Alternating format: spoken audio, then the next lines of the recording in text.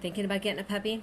Checking out breeders online? Talk to a few breeders and you're more confused than ever, not sure what to say or even what you're looking for?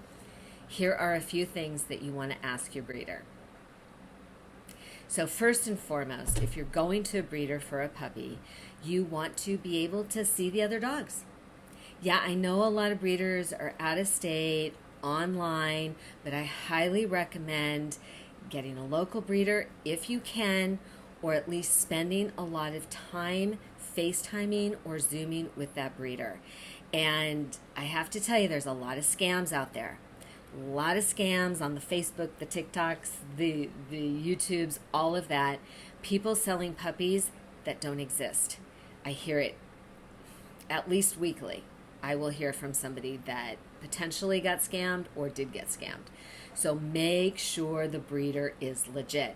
How do you do that? If at all possible, go out and see them. Nothing like old school being in person with somebody. If you can't do that, then yeah, FaceTime, Zoom, all of that. And then when you are talking with them, there's a few things that you want to ask. If you can see them in person, actually see the parents. See the grandparents, see the aunts, the uncles. You want to see the adult dogs, not just the puppies, because who doesn't love a cute little puppy? And especially if you have never had this breed before, where you just maybe saw a picture, or a friend of a friend has a golden doodle and you think that they're really super cute, so you want one. Spend some time with the adult dog. That is not just going to tell you about what they look like, but what they act like, their energy level, and then you have to keep in mind, the grooming that's going to be involved, all of that stuff. So spend some time with the adult version of what you're thinking about. Jack Russell Terriers are the cutest darn things, to be sure, and they're great dogs, but they're super active dogs, and you have to be aware of that and put that into place. So Jack Russell Terrier is really not appropriate for a sedentary lifestyle. So see the adult version of what you're going for. When you see the adults, you see how their behavior is as well, because remember, that's just as genetic. So if you have aggressive parents, it's most likely that you may have some aggressive offspring. Shy, timid parents may have shy, timid offspring. And yes, there's the nature, nurture. Yes, there's the conditioning. And yes, even if they do have that predisposure, that we can do temperament testing or temperament training and all of that as well.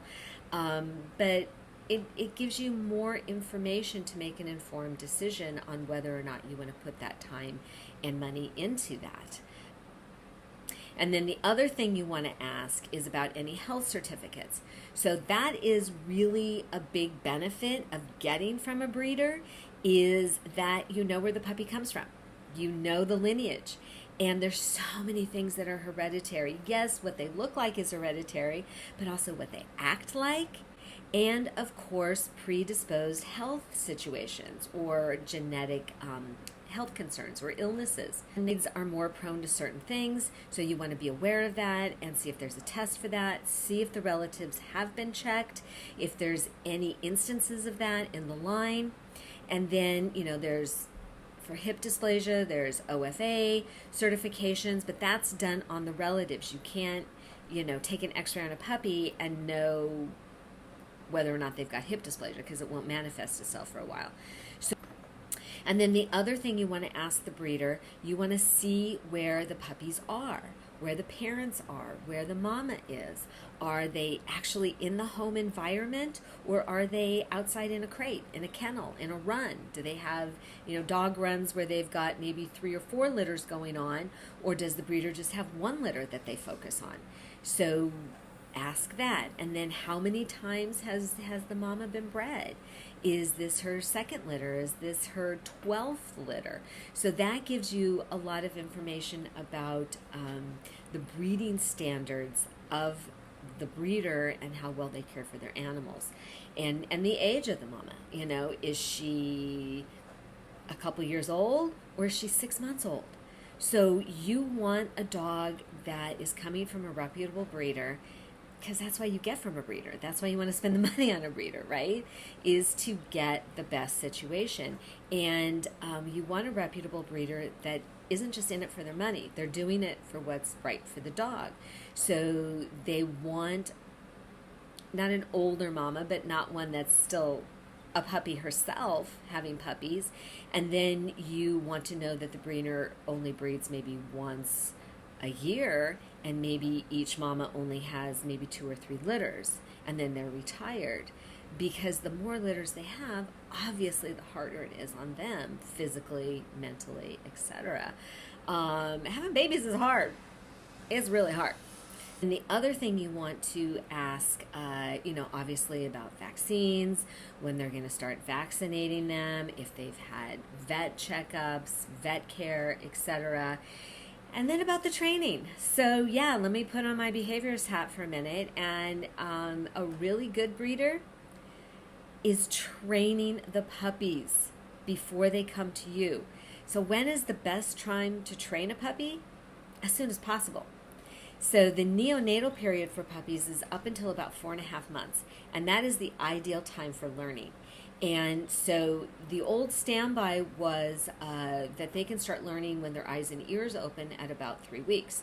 So from 3 weeks till they come to you at 8, 9, 12 weeks, whatever it is, your breeder has plumb time to be teaching the dog come, sit, basic obedience, as well as basic potty training. Your breeder should be doing some potty training with your dog. Obviously, that's not going to guarantee that they're potty trained in your house, but at least they can give them the foundation.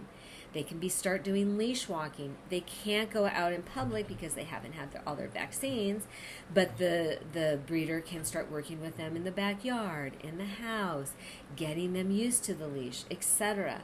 Now, there is a lot of research that's going on that dogs learn neonatally. And again, any mom will tell you, we know that we're communicating with them in utero, and they respond to us through kicks and everything else, and that they can hear you and so forth. I remember both of my kids when they were born looking at me like, oh, so you're the one that's been talking nonstop all this time, I'll never forget the looks on their faces. So of course they're learning a little bit. But now science is backing up, and there is research that is proving a lot of the stuff that we have just known intuitively. So those are some things that I really want you to put on your checklist. First and foremost, make sure it's not a scam. Make sure the breeder is legit. And if you can't go out there personally, FaceTime, Zoom, all of that stuff, and even get references. You should get at least 6 references from your breeder, and then you call them and you double check. And your breeder should have no problem giving you references. They should want you to vet them and make sure that they're legit, because they're invested in that. Now, the other thing is, of course, meet the parents. Meet the parents. Check out the lineage. Do your due diligence. If you can, meet them personally. If not, you want to see video of them. You want to see the mama with the babies. You want to see all of that stuff. And then, of course, the health checks. Health checks that the puppies have seen a veterinarian, that they have the appropriate vaccines or are going to get the appropriate vaccines.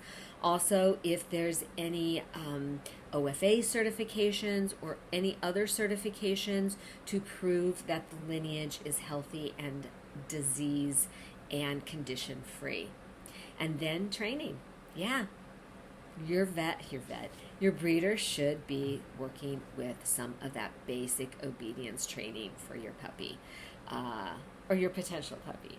So anyway, I hope this helped. Hope you learned a few things, and thanks for hanging out with me. Till next time, go play with your dog, or your potential dog. Till next time.